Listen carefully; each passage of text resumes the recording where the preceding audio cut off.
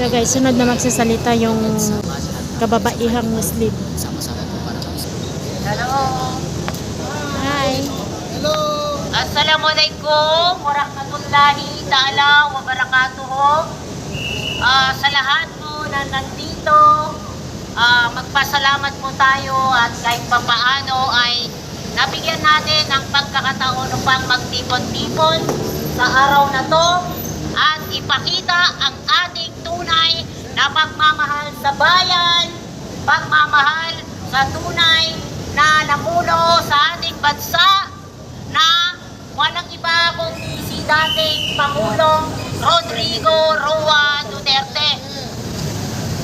Unang-una po, kaya po tayo nandito ay para kontrahin ang plano ni Madam Shelo Magno na siya daw ay mananawagan na Sara alis dyan. Madam Shelo Magno, paano mo papaalisin ang isang pangalawang Pangulo ng Pilipinas na tunay na nagbigay ng pagmamahal sa ating bansa at nagbigay ng kanyang suporta sa mga kabataan nang sa ganon hindi mapunta sa bulubundukin o isasama sa mga grupo ng mga makakaliwang grupo. Yan po yung panawagan nyo ay malinaw na simpleng sumusuporta pa rin kayo sa kasalukuyang administrasyon. Kung talagang kayo ay makapilipino, makabansa, ay hindi po kayo aayon sa mga panawagan patungkol kay BP Inday Sara Duterte. Huwag mo na pong lilangin ang mga kabataan, ang mga senior, ang mga taong bayan na nandito or ang mga taong nanonood sa kanilang mga bahay na siyang nagbabantay sa kilos ng namumuno ng kasalukuyang Pangulo ng Pilipinas. Ang alam ko po ay hindi naman po kayo para sa Pilipino. Gusto lang ninyong sirain at magkawatak-watak ang bawat Pilipino. Utang na loob, magpakatotoo po tayo. Huwag po natin lilangin ang mga Pilipino na siyang nagbabantay para sa ating inang bayan. Huwag po natin lokohin ang mga Pilipino na kuno kayo ay pro-Pilipino, labanan ang korupsyon. Kasi kung talagang labanan ang korupsyon, dapat makiisa po kayo ngayon sa lahat ng kilos ng mga Duterte supporters. Dahil ang mga Duterte supporters ay nagpapakita ng tunay na suporta o pagmamahal sa ating bayan. Mananawagan lang din po ako sa Congress. Congress, tama na po ang pamumulitika. Tulungan natin maibangon ang ating bayan. Lugmok na sa kahirapan, lugmok na sa droga, lugmok na sa kriminalidad. Maawa po tayo sa ating bayan. Ako po ay mananawagan din sa mga senador. Tama na po ang pamumulitika. Tama na po ang pagkampi sa maling pamamalakad ng ating bansa. Ngayon po, kung makikita nyo, bawat isa establishmento, medyo bumababa ang mga sales dahil po naghihirap na po ang ating bayan. Let's see.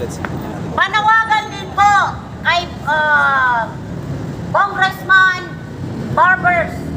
Tama na po ang pagtawag sa mga vloggers na siya ang naglalabas at nagrereklamo at iparating ang tunay ng saloobin ng bawat mamamayang Pilipino.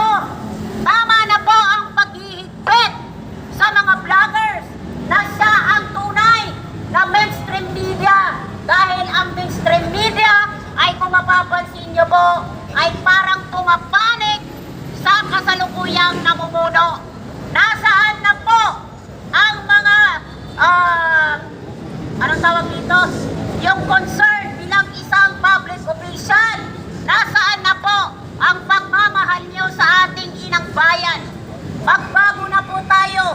Manawagan lang din po ako sa lahat ng mga bumuboto dito sa Pilipinas at sa mga OFW.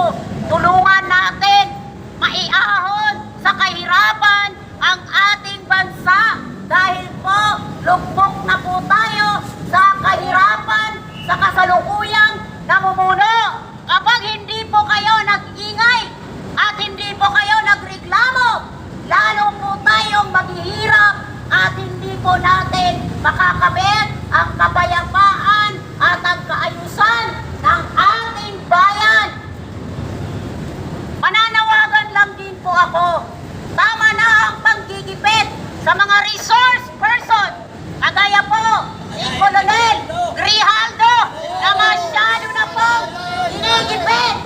Mabuhay ka po, Grijaldo! Yes! Mabuhay si Grijaldo! Sa tuwing napapanood ko po si Grijaldo, nalulungkot po ako dahil ang tunay na nagpapakita ng tunay na serbisyo ang pagmamahal sa ating bayan ay ginigipit ng kasalukuyan House of Representatives at ni Congressman Barber. Barber, sasikasuhin mo ang iyong bayan dahil nangyayari na ang padlock. Kung tawagin, panoorin nyo sa internet ang nangyayaring padlock ng inyong mga kababayan dahil nagkakagulo na, dahil masyado nilang tinutukan ang Pangulong Duterte, ang Vice Presidente na si Inday Sara Duterte. Duterte! Duterte!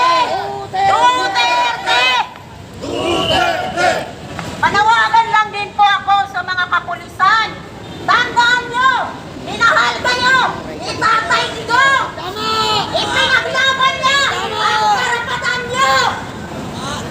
Manawagan lang din po ako kay Browner.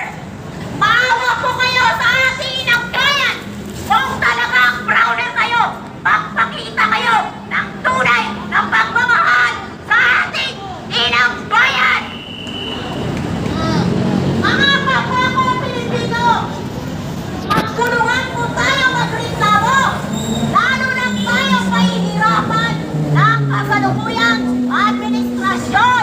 Kapag kayo ay laging nagtatago at ingay ng ingay sa inyong social media, walang mangyayari. Kapag kayo ay laging nagpo-comment sa inyong mga Facebook account at sa inyong mga TikTok account, mag-isip po tayo nang sa ganon hindi tayo lukbok na sa kahirapan. Dumadami na po ang mga rapist. Dumadami na ang mga mamamatay tao. Paano ba yan? Bongbong Marcos, kung aasikasuhin nyo lang ay ang inyong kapakanan, kabutihan.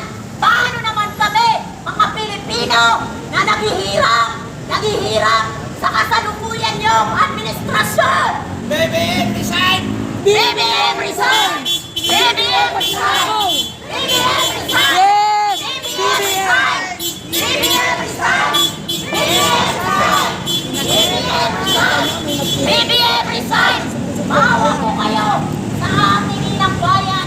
Mga kapulisan, makipagtulungan na lang po tayo dito sa panawagan dahil kayo rin po magiging apektado kayo pag kayo ay pinatay ng mga droga, mga adik. Kawawa lang ang inyong mga pamilya.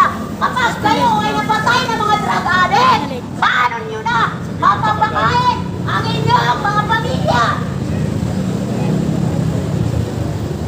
Pag-reheadsyon mo tindo Sa pamumuhan ng Robinson, Manahimik ka dyan mong tindo pa, parang hindi ka mapatansin Pasensya na po. Mamaya kita i-repass. Kasi kapag hindi po niyo kami pinagbigyan dito para ilabas ang paghihigpit ng ating pamahalaan, paano na uunlad ang ating bayan?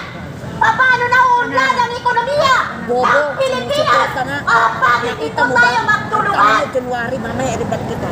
Dumadami na po ang droga sa ating Pilipinas!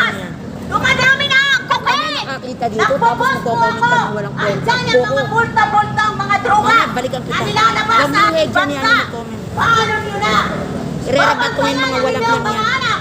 Kung sa gabi, wala nang peace and order sa ating bansa. Maawa po kayo.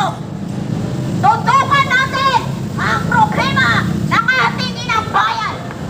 Huwag po tayong magtago Oo, ibaon na yan. yan sa ating mga Facebook account, sa ating mga YouTube, sa ating mga TikTok, at saka kung ano man, plataforma. Maawa po tayo, mga taong bayan.